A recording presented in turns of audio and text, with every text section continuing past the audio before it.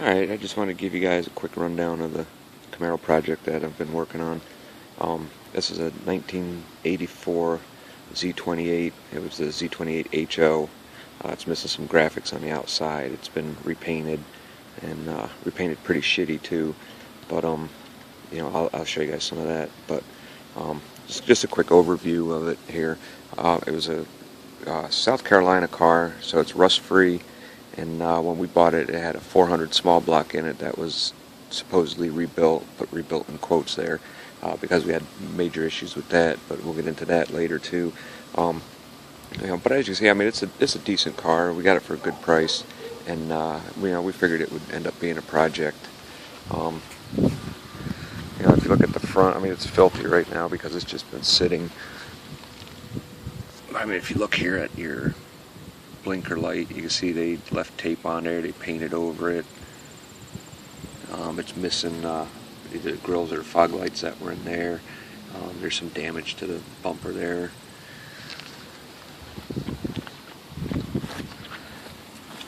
Tires on them got really good tread on them, but they're dry rotted as all hell because this car hadn't really been driven much. It more or less sat. I mean, it sat more than anything. You know, it went through several hands. It was traded for different vehicles and whatnot, guns, all that sort of thing. And everybody did a little bit to it to make it even worse. You can see how faded the plastic is back here, so this all has to get fixed up. The struts are broken back here. And overall, it's a straight car. The interior needs quite a bit of work. Upholstery's got some rips in it. These, of course, are missing, which seems to be pretty common. Needs a new steering wheel. I mean, you can see the metal coming through the leather wrap there. And the dash cover I've got off. I plan on trying to do something custom with that because I don't like those plastic dash caps that they put on there. And you know, a new dash is like $500 to $600, so that's a bit extreme. So I'm gonna try and do something custom with the original dash that was in here, even though it's cracked really bad. I don't know if you see down here, the kick panel's off and the cover under there is off, and I have those, but I had to take that off to pull the computer and the entire wiring harness out of this side here. And I've got the one off over here too. And all the trim in here is going to be getting redone eventually. The cover's missing on the brake pedal. You know, and you can see it's dirty inside here too. But this car has just sat basically for a couple years now. When we bought it, you know, it did, like I said, it had major issues. I'll get into that, you know, in a little bit here. But I'm gonna go grab the keys and start this up for you guys. Alright, so this hasn't been started in a couple days, so you know, hopefully it'll start right up though. Everything is pretty much brand new.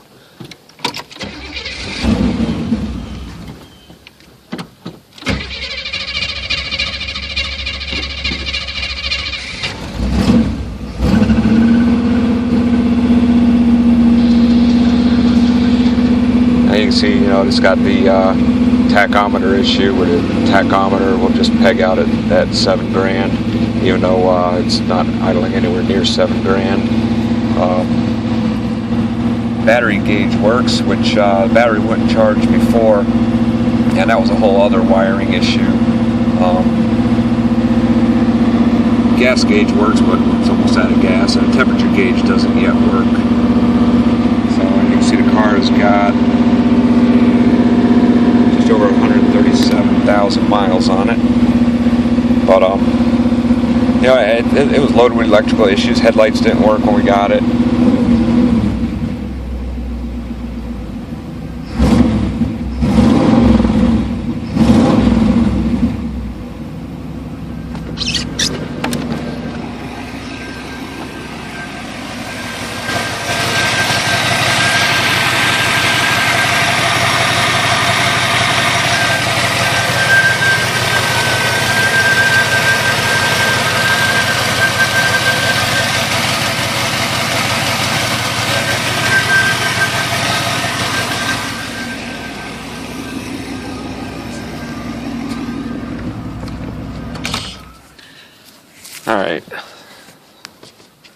Alright, so hopefully that gave you guys an idea of the of the stage where it's at right now.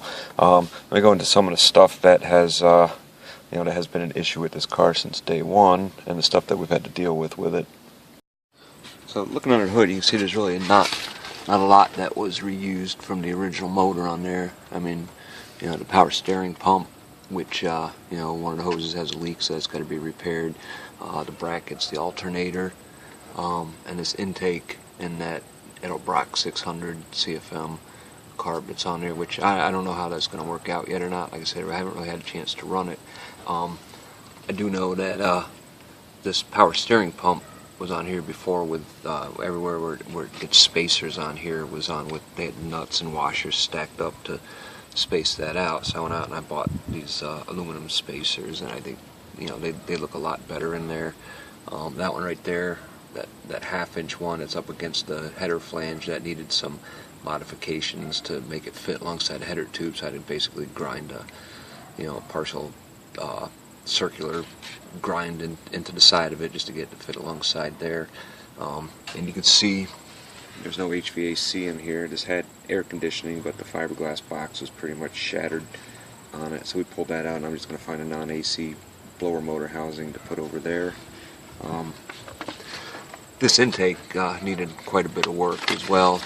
It seems like everything was stripped in there. I had to tap a bunch of threads, and this right here is the sending unit for the coolant gauge, which doesn't work.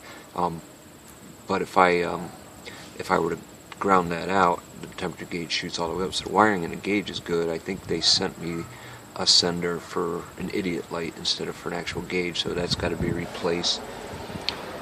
And down here is the switch for the electric fan, which before was only hooked up to a toggle switch. There was no relays or anything, so I've got it hooked up to the switch here, and then got a relay wired up here so that when the temperature goes up to I think it was 180, this switch will ground out and send that ground up to the relay, which will kick on the power for the electric fan. And it's the original fan. It was just cleaned up and painted. But anyways, a little history about this car here is this is a this is 84. It's a VIN code G, which means that it's it had the 190 horsepower 305 carburetor, and Chevy called it the L69 motor, and all the other ones were VIN code H, and they only had 150. But this thing was computer controlled, and it had a bunch of sensors and throttle position sensor and all that on the carburetor, and the wiring harness came out through there, and it was a huge wiring harness that came over here into the engine, and the computer was underneath where the glove box would be on a normal car, and that whole entire wiring harness was removed. This right here is what's left of the HVAC wiring and stuff, so I just got to sort that with a regular blower motor and get a non-AC heated blower motor box and controls for it, and that will be done. It had an electric fuel pump in the tank, but now you see we've got a mechanical fuel pump down here mounted to the block, and just got to do something with this line right here that goes to it.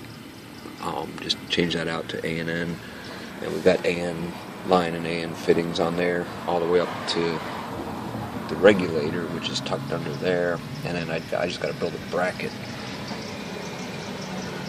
for that regulator, and then once that bracket's built, I can run AN up into the carburetor as well.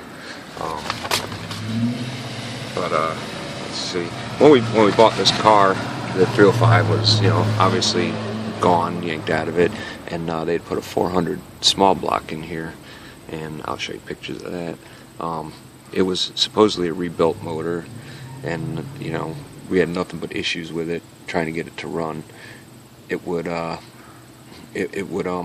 It just had no power at all. I mean, you stepped on the gas and it would fall flat on its face. It wouldn't even do a burnout, which these cars, even a V6 would do a burnout in these, so that was pretty pitiful. And did swap out the carburetor and got a brand new distributor for it, and that didn't help. I figured check the obvious things, so we suspected it was something to do with the cam or cam timing. So we pulled the motor out and started tearing it down, and we did find there's some pretty decent wear on the cam for a rebuilt motor. You could tell the motor was rebuilt. I mean, it had new bearings and the new pistons that were 30 over. But once we got everything tore down to just basically the crank and pistons, you had a hell of a time, getting it to crank over. It was extremely tight. So we pulled all those out, checked the bearings. The bearings and the journals on the crank were scored pretty good, so there was a lot of debris down in there, and it's probably from the cam. Took the block down to the machine shop, where they said, no, the block's pretty much junk.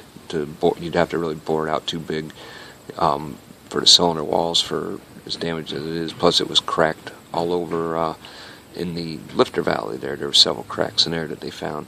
So the search was on for a new motor, and that's actually where we ended up finding this one a year later. This was a TBI motor from a 94 Buick Roadmaster, and getting back to the curse, the machine shop that checked the 400 block for us soon after that went out of business. So that right there was one strange thing. But then we drove clear across the state, about 3 hours away to pick up this Buick. That it was a running Buick. We wanted a 350. We wanted a roller lifter motor, factory roller lifter, and we wanted one that was unmolested, never been touched. So we bought this Buick. The floor pans were so rotted, the carpet was dragging on the ground, and we drove it back. Before we got out of that town there was a roundabout we had to go through, and somebody had dumped a bunch of lumber out of the truck on the road. So of course we ran over that. It ripped the exhaust off the Buick and put a hole in the tire, so we kept stopping to put air in the tire on the way home, and it never quite made it home. The tire ended up blowing about a half an hour away. So we called up somebody to come haul it the rest of the way home for us.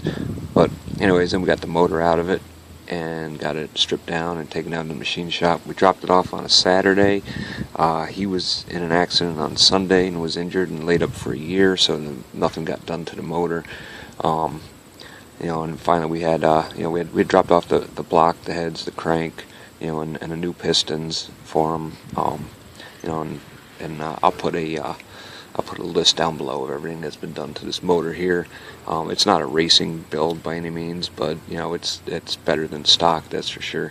And anyways, we got everything picked up, put back together, and got it set in the car, and we hooked up enough, a couple wires just to get it running, and it fired right up. So I did a good job with the base timing before it went in, and we of course primed the oil pump and everything.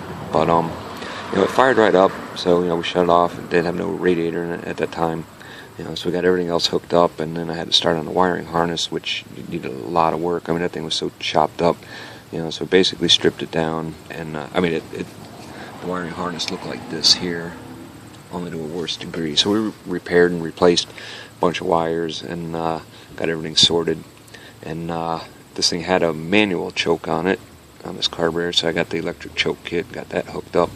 And the coolant gauge, or the alternator didn't work. That's what it was. The alternator, we couldn't get the alternator to charge, and it looked like a fairly new alternator. So we took it down to the auto parts store, and they tested it for us, and they said, no, it tests good. So he said that when he was testing, though, his ground clamp popped off. Well, I immediately knew what the problem was. These brackets here have all been powder coated, and like an idiot, I forgot to grind the powder coat off where it contacts the block and the alternator. Once I did that and ground that off and hooked everything back up, then the alternator, would charge when you stepped on the gas. So I knew, I had checked this wire. This wire goes directly, right here, goes directly to the pin, for alternator on this car. And checking the wiring diagram, you can see it goes through the C100 connector, and it goes into the choke heater relay. So, started looking underneath there. At first I thought maybe it's the fuse for the choke heater relay. And I checked the fuse, and the fuse was completely missing. So I replaced the fuse, and still nothing. So I found the choke heater relay, which is up under the dash on the driver's side next to the console there. And the relay was missing. So I thought, oh, what the heck? And so I started looking around the car, looked in the console, and there it was, a little green relay sitting in there. So I popped that in, and when I started the car, it immediately started charging the battery. So that issue was fixed. And what I think happened was they must have blown the fuse, and the relay, of course, started buzzing. So they pulled the fuse out, and it didn't stop. It didn't stop the relay from buzzing. So they went through and they found out where the buzz was coming from, and just pulled the relay out of it. And like I said, they didn't have any electric choke on here either. But ever since we owned the car, you went to 400 in it. You had to rev it up to get it to charge the battery. So yeah, but we always knew there was all kinds of wiring issues with this car. But anyways, we're at the point we're at now. I've got PCV valve, and I got the other the grommets and the hose. So I got to get that hooked up. And there's a lot of little stuff left to do to tidy up under the hood here. And there's also suspension and steering. I mean, tie rod ends are so bad on this car, I'd be afraid to drive it around the block. So we've got those parts on order, and that'll be replaced when it gets here. But anyways, that's a pretty quick overview of everything and where we're at so far. So exhaust is cobbled up as well, so that's something that's going to have to be replaced. It looks like they took exhaust pieces from the junkyard and stuck them together, and where they didn't fit, they just filled it with a stick welder. They don't even match up to these headers, right? So it's full of exhaust leaks, so the exhaust is going to have to get done. And these brake pads, all the usual stuff. But I feel like the biggest part is done right now, and I'm pretty darn happy about that. So anyways, guys, thanks for watching, and I'll try and keep you guys updated.